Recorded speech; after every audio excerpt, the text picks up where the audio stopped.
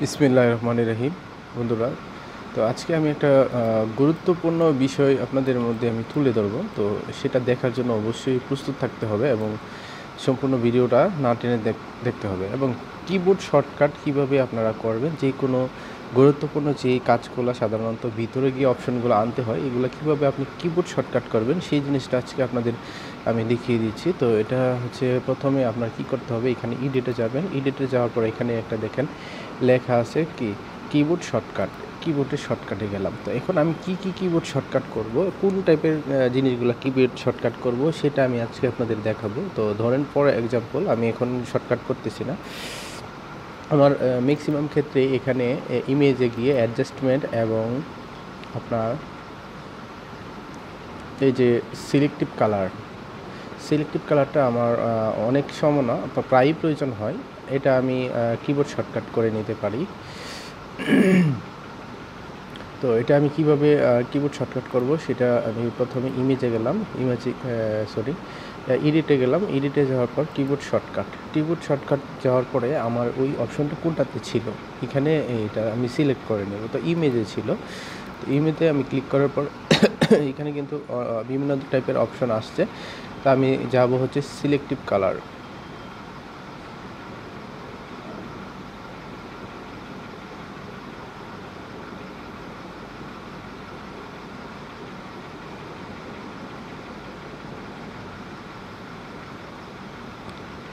এই হচ্ছে selective colour. আমি এটাতে ক্লিক করলাম। তো এটাতে ক্লিক করার পরে এখানে একটা অপশন আসছে যে আমি কোনটাতে আমি শর্টকাট করতে চাচ্ছি কিবোর্ড শর্টকাট। তো আমি এটা কিবোর্ড শর্টকাট আমি শুধু F6 দিলাম।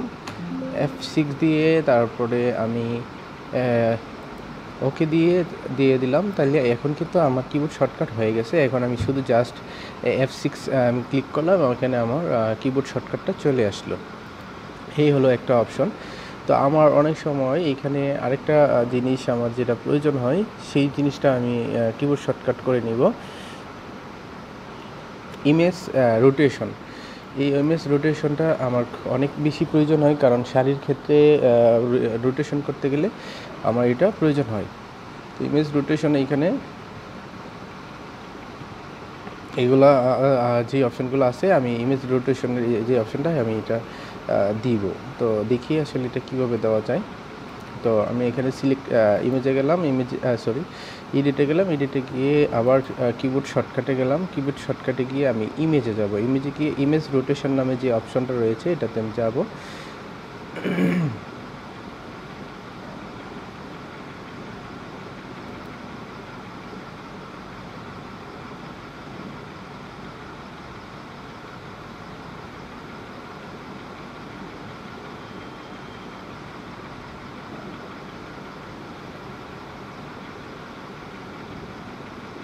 এই যে ইমেজ রোটেশন যে অপশনটা, তো এটাতে আমি গেলাম।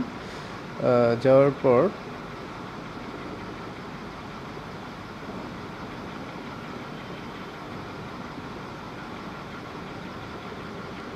আমি ইমেজ রোটেশনে যাওয়ার পর আমি ক্লিক করলাম আসলে আমি কত ডিগ্রিতে করতে চাচ্ছি। তো এইখানে আমি প্রথমটা যেটা আছে 80 ডিগ্রি, এটা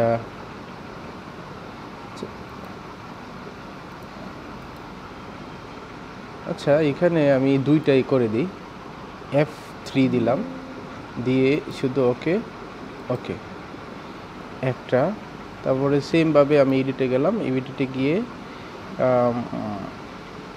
কিবোর্ড শর্টকাটে গিয়ে আমি সেমভাবে আবার ইমেজ রোটেশনে যাচ্ছি।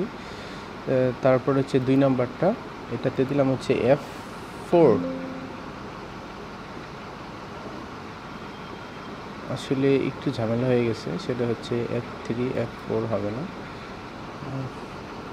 F4 আগে। ঠিক আছে, F4 দিলাম। তো দিয়ে ওকে দিয়ে দিলাম। তো ওকে, ডান, F4। এখন আমি যদি এটাকে আমি ইমেজ রোটেশন করতে চাই, আমি এখন ডাইরেক্ট শুধু F4-এ ক্লিক করলাম। এটা দেখেন ইমেজ রোটেশন হয়ে গেছে। F3-তে ক্লিক করলাম, এটা এইভাবে রোটেশন হয়ে গেছে। ওকে, ডান।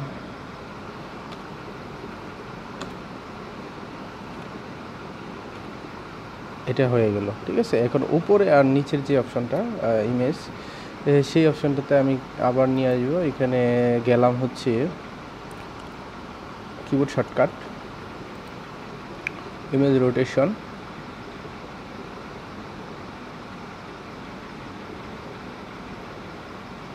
এখানে 90 ডিগ্রি, এটা দিচ্ছে হচ্ছে F3 দিয়ে দিলাম, F2, ওকে ডান। এখন দেখি এটা দিয়ে কি হয়। হ্যাঁ, এইভাবে যদি থাকে আমি এটা এইভাবে ঘুরিয়ে নিতে পারি।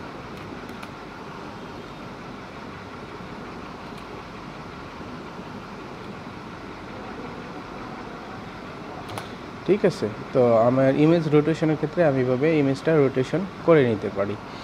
তো বন্ধুরা, যে কোনো শর্টকাট আপনারা কিবোর্ড থেকে এভাবে করে নিতে পারেন। সেক্ষেত্রে কোনো ধরনের কোনো সমস্যা যদি থাকে সেক্ষেত্রে আমাকে জানাবেন কমেন্টের মাধ্যমে, আমি অবশ্যই আপনাদের বোঝানোর চেষ্টা করব। আর যে কোনো ধরনের টেক্সটাইলে যে কোনো সমস্যা বা Photoshop, photo editing, video editing, যে কোনো সমস্যা আপনি আমার সাথে শেয়ার করতে পারেন। আমি অবশ্যই চেষ্টা করব আপনাদের দেখানোর জন্য। ধন্যবাদ জানিয়ে আজকের ভিডিওটা শেষ করছি। সামনে হয়তো একটা সুন্দর একটা ইম্পর্টেন্ট, গুরুত্বপূর্ণ বা যাই বলেন একটা